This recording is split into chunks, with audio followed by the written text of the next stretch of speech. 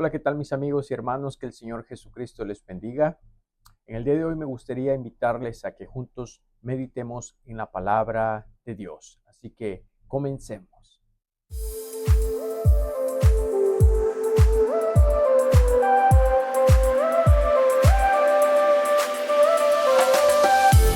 En el día de hoy, mis amigos y hermanos, me gustaría que meditemos en el tema vidas que agradan a Dios.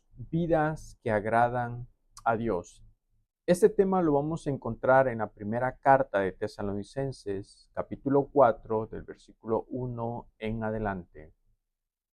Y para eso vamos a leer o vamos a usar la Biblia Nueva Traducción Viviente para poder entender de una manera más fácil lo que dice el texto, lo que el apóstol Pablo le enseña a la iglesia de Tesalonicenses y cómo nosotros también en el día de hoy podemos tener vidas que agradan a Dios. Vamos a comenzar con el versículo número 1, que dice de esta manera: Finalmente, amados hermanos, aquí el apóstol Pablo está terminando sus instrucciones para la iglesia, por eso comienza diciendo finalmente. Amados hermanos, les rogamos en el nombre del Señor Jesús que vivan de una manera que le agrada a Dios. Aquí está el propósito, ¿sí? Que el apóstol Pablo nos muestra que los cristianos debemos de vivir vidas que agradan a Dios, tal como les enseñamos. El apóstol Pablo ya les había enseñado a los tesalonicenses cómo tener vidas que agradaban a Dios. Ustedes ya viven de esta manera. Es muy importante también resaltar que los tesalonicenses ya vivían de una manera que agradaba a Dios. Así que el apóstol Pablo lo que está haciendo es motivarlos a que sigan viviendo de esa manera.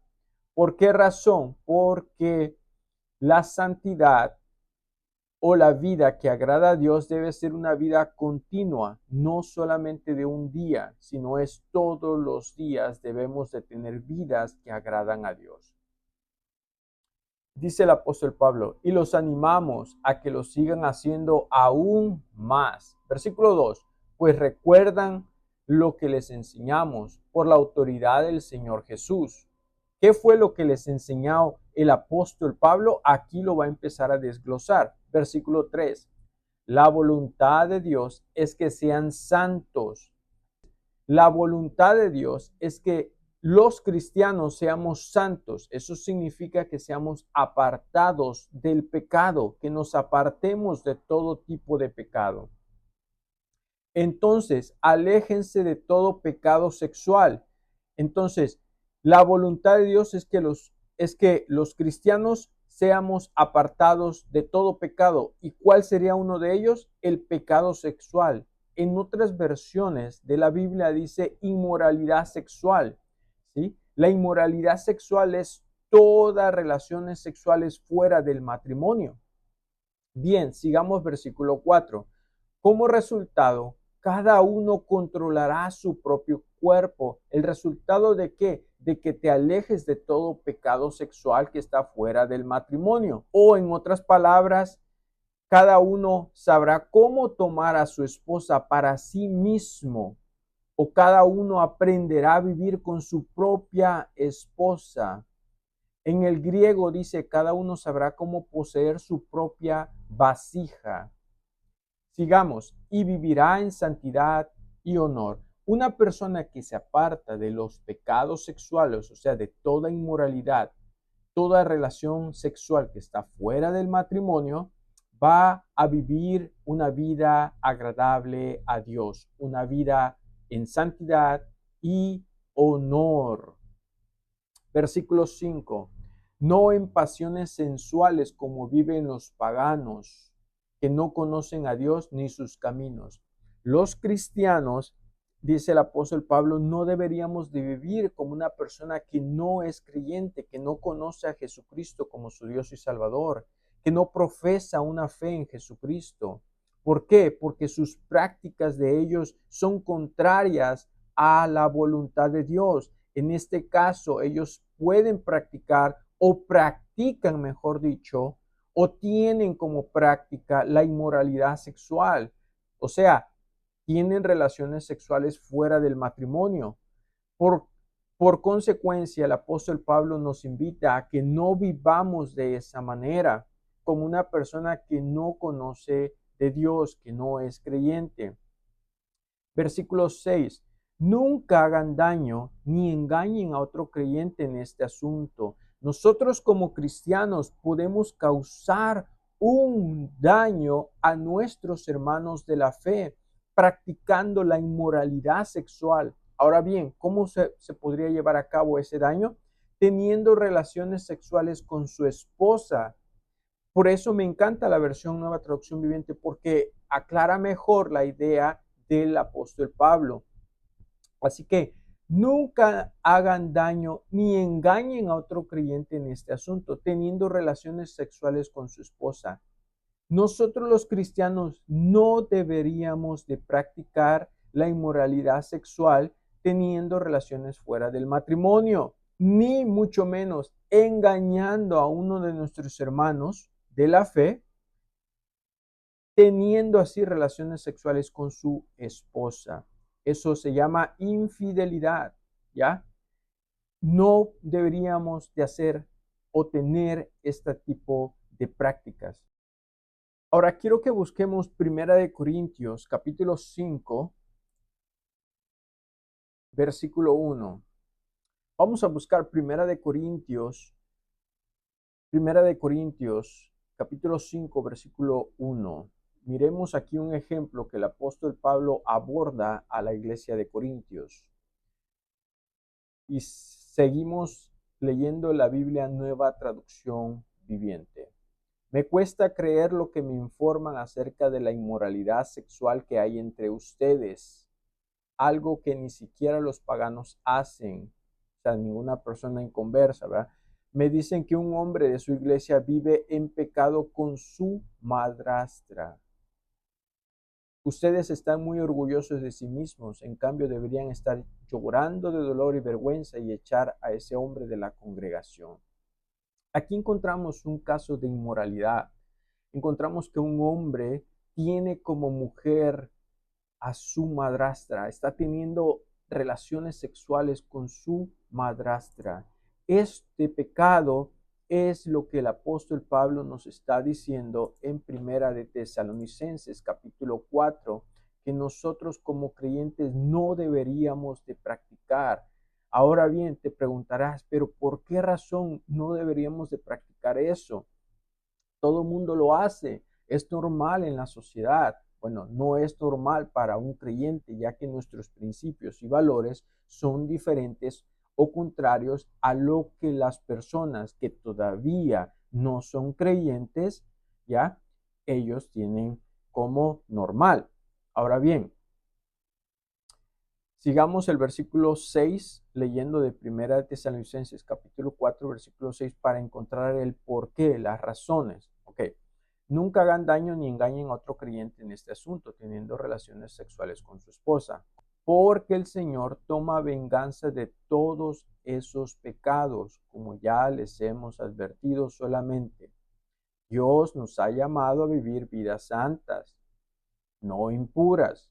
Por lo tanto, todo el que se niega a vivir de acuerdo con estas reglas, no desobedece enseñanzas humanas, sino que rechaza a Dios, quien les da el Espíritu Santo. Así que la razón principal de por qué no deberíamos nosotros de practicar la inmoralidad sexual es porque el Señor o nuestro Señor Jesucristo toma venganza de estos pecados. Ahora muy bien, ustedes recordarán otro ejemplo que tenemos es el de David. David cometió este pecado. David engañó a su amigo y hermano, ¿ya? No de sangre, sino de la misma religión, ¿ya?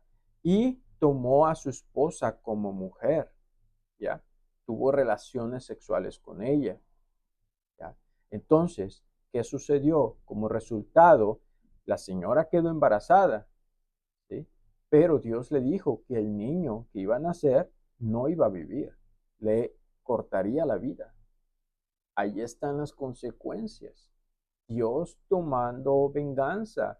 ¿Por qué? Porque nuestro cuerpo, dice de Primera de Corintios, que es el templo del Espíritu Santo, es morada de Dios. Entonces es desagradable para Dios que nosotros profanemos, nosotros usemos nuestro cuerpo para vivir de una manera contraria a su voluntad. Así que hay consecuencias de practicar la inmoralidad sexual. Hoy en día sí, y una de ellas es que Dios tomará venganza sobre esos pecados. Puedes pensar, he resbalado sobre ese pecado. Bueno, Primera de Juan dice que si confiesas tus pecados, Dios es fiel y justo para perdonarte y limpiarte de toda maldad. Pero las consecuencias a veces se tornan consecuencias muy graves. Por ejemplo, hay personas que se han infectado ya con enfermedades que no tienen cura. ¿Ya? A otras personas han perdido la vida porque las han encontrado en ese acto. ¿Ya? Entonces, el pecado de la inmoralidad nos mete en muchos problemas y Dios desea que nosotros no vivamos teniendo esos problemas o esas consecuencias, que seamos libres, que estemos libres de todas esas consecuencias, de todo ese dolor de cabeza. ¿Para qué necesitamos un dolor de cabeza más de lo que ya podríamos tener? Así que todo esto, en conclusión, es para nuestro bien. Todos los mandamientos de Dios es para nuestro bien, no es para hacernos un daño. Ahora quiero que observes también esto, Primera de Corintios capítulo 7, versículo 2. Dice el apóstol Pablo, dando instrucciones sobre el matrimonio. Sin embargo, dado que hay tanta inmoralidad sexual, cada hombre debería tener su propia esposa. No debería el hombre estar con una mujer y con otra teniendo relaciones sexuales fuera del matrimonio. Cada hombre debería tener su propia esposa. ¿Por qué? Porque hay demasiada inmoralidad sexual. Y cada mujer su propio marido. Porque la inmoralidad sexual es tanto practicada por el hombre y por la mujer. Así que el consejo del apóstol Pablo para las vidas tanto de los corintios, para los hermanos de Tesalonicenses y para nosotros hoy en día es que cada uno sepamos tener nuestra propia esposa. Y si aún no nos hemos casado, como es mi contexto, deberíamos nosotros vivir apartados de toda inmoralidad sexual, sometidos a Dios. ¿Para qué? Para que vivamos vidas que le agradan a Dios. Vamos a continuar con 1 Tesalonicenses capítulo 4, porque las instrucciones del apóstol Pablo de cómo vivir vidas que agradan a Dios no ha terminado. Vamos a avanzar al versículo 7. Dios nos ha llamado a vivir vidas santas, no impuras. Por lo tanto, todo el que se niega a vivir de acuerdo con estas reglas no desobedece enseñanzas humanas, sino que rechaza a Dios, quien les da el Espíritu Santo. Ahora bien, si nosotros no queremos vivir conforme a los principios y valores o mandamientos de Dios, entonces estamos rechazando a Dios. Y si rechazamos a Dios, entonces, ¿qué va a ser de nuestra vida? Continuemos versículo 9. Pero no hace falta que les escribamos sobre la importancia de amarse mutuamente.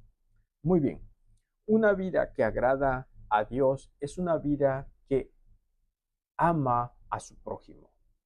Es aquel cristiano que ama a su hermano de la fe, que ama al que no es cristiano también.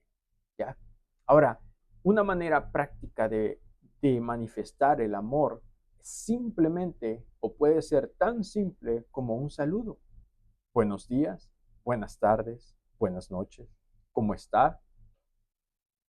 ¿Por qué digo eso? Porque vivimos en un país donde, en mi contexto, en Estados Unidos, donde es muy poco que se practique una, un saludo cordial.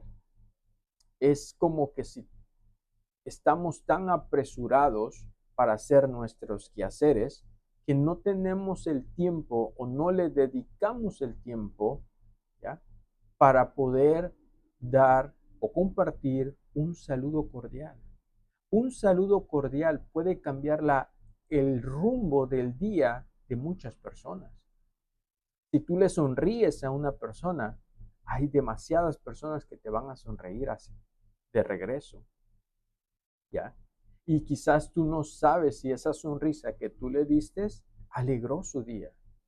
De esas maneras simples y prácticas es como el creyente puede mostrar su amor hacia sus hermanos de la fe, principalmente hacia su familia y hacia sus amigos o las personas que le rodean. El amarse mutuamente es muy importante para el cristiano, porque el cristiano debe ser conocido que nos amamos unos a otros, no que estemos en distinciones, en peleas, etcétera. Muy bien, sigamos en el versículo 10. Es más, ustedes ya muestran amor por todos los creyentes. Recuerden que los hermanos de Tesalónica ya vivían de esta manera, pero Pablo les está animando a que sigan haciéndolo, porque la santidad, el apartarse del mal, del pecado, es día a día. Por eso en el versículo 10 dice, es más, ustedes ya muestran amor por todos los creyentes. Ahora bien, los tesalonicenses eran conocidos por sus buenas acciones de amor. Así era como ellos eran conocidos, no solamente en la ciudad de Tesalónica, en toda Grecia. Así que para que nosotros también seamos conocidos como personas que mostramos amor, que nos amamos mutuamente como cristianos, hermanos, es necesario practicar ese amor que decimos que vive en nosotros. Porque ese amor proviene de Dios. No es que nosotros por naturaleza lo tenemos. Por naturaleza siempre queremos lo contrario. El odio, la envidia, etcétera, el mal. Pero si ya uno es cristiano, Cristo que vive en nosotros es el amor perfecto. Entonces nosotros, como resultados de que Cristo viva en nuestro interior, en nuestro propio espíritu, va a manifestar ese amor perfecto que ya está en nosotros, en acciones prácticas y sencillas. Así que dice, es más, ustedes ya muestran amor por todos los creyentes en toda Macedonia. Aún así, amados hermanos, les rogamos que los amen todavía más. Versículo 11. Pónganse como objetivo vivir una vida tranquila.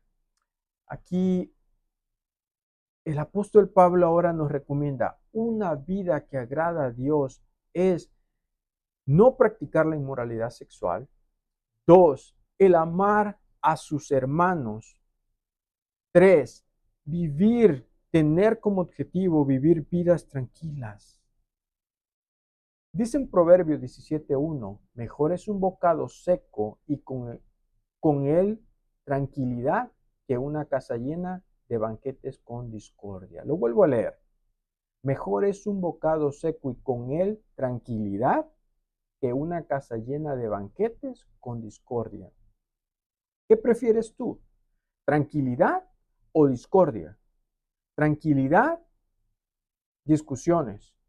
Yo prefiero la tranquilidad. Prefiero un bocado de pan con tranquilidad que estar en una mesa donde hay muchísima comida, pero hay discordias, hay peleas.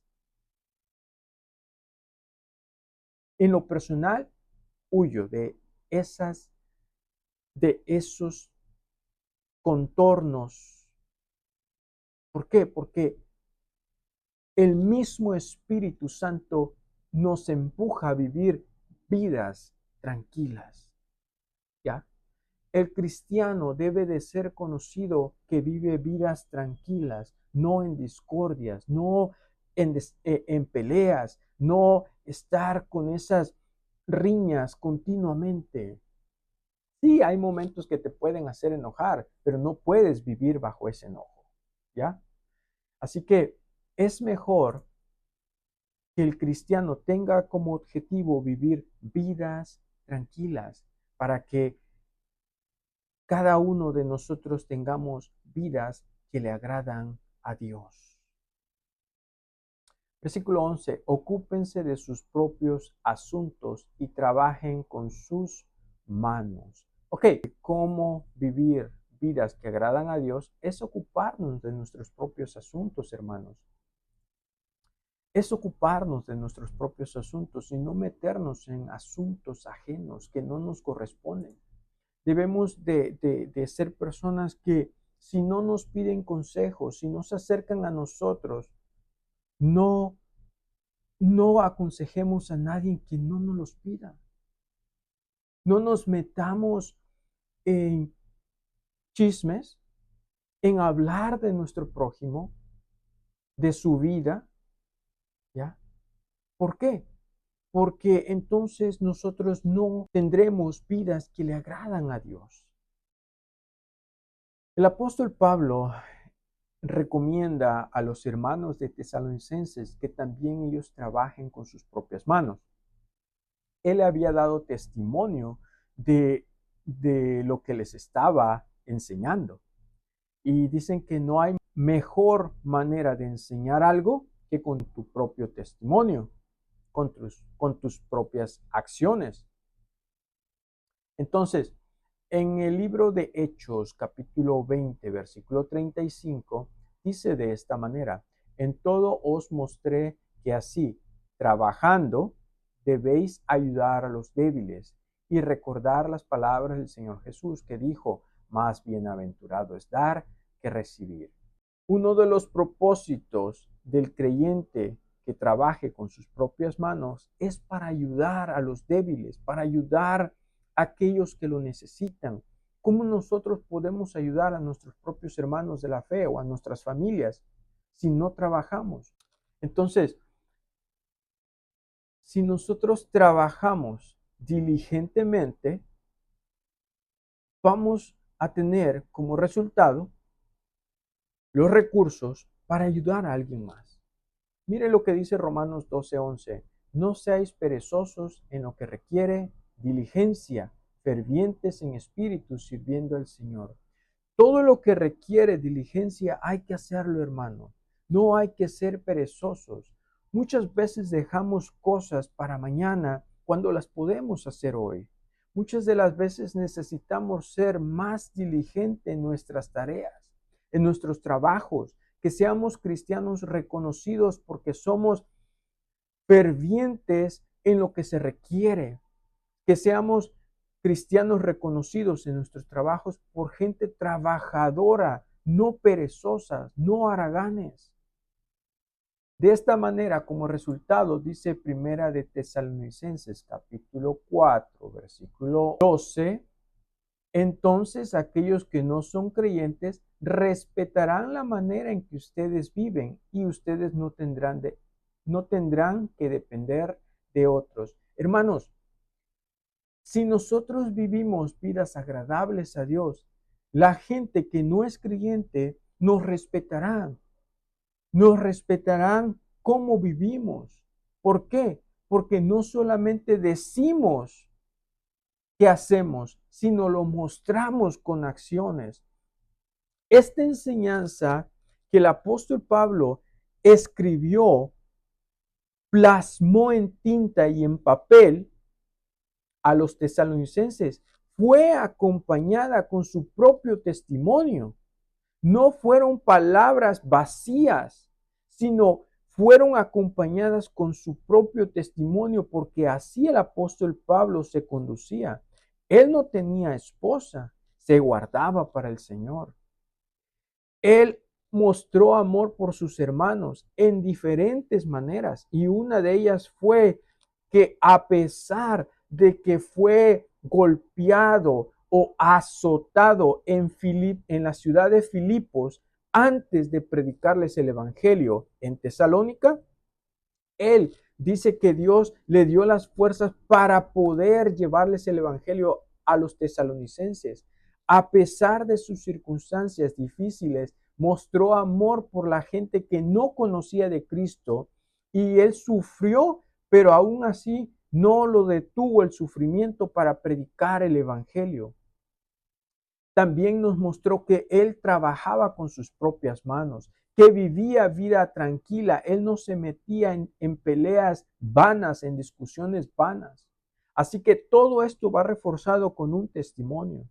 Mis hermanos, en conclusión, vivamos vidas agradables a Dios, apartándonos de toda inmoralidad sexual, amando a nuestros hermanos en la fe, viviendo vidas tranquilas, ocupándonos en nuestros propios asuntos, trabajando con nuestras propias manos para tener frutos, para ayudar al necesitado y aún así al que no conoce de Jesucristo.